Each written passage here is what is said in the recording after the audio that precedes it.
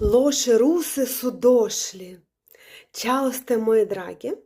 Заднее время читам у коментарима и генерально на интернету neki trend kao Srbi su razočarani Rusima. Puno od njih. Većina to hejteri, oni mrze i sebe, mislim, ne samo nas.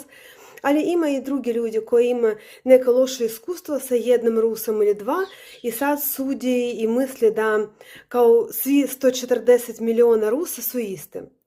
Ali pre nego što sudite, vi morate da znate neke stvari. Naprimjer, što mi imamo zajedničko sa vama. Ljubav prema Srbiji. Ovi Rusi koji su došli, mi stvarno volimo vas i vašu zemlju i to mi dokazujemo postupcima. I pre nego što sudite, vi morate da znate, a vi to sigurno ne znate. Naprimjer, u mojem gradu ima organizacija ko farba, prošle leta, ko farbali zidove gdje piše se svake psovke na zidove, na prodavnice, na kioskima i sve to. I ima na vratima po gradu. I ima ljudi ko farbaju ovo da bude kao novo. Da bude lepo u crvenih kapicama. I obično ljudi gledaju i misle da to je državna organizacija, kao uvijek. A to nije. Čitala sam, imamo chat u Telegramu, gdje Rusi komuniciraju sa jednim drugim.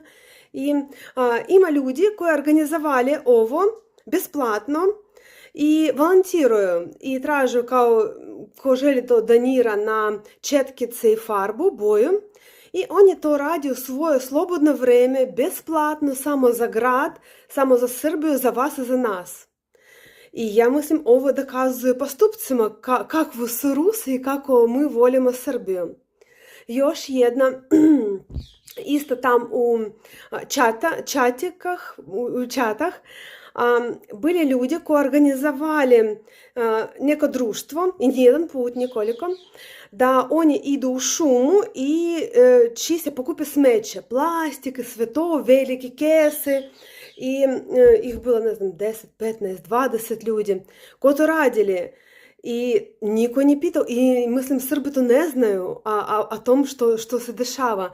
To Rusi radi to i ne govore svima. Gledajte kako mi su dobri.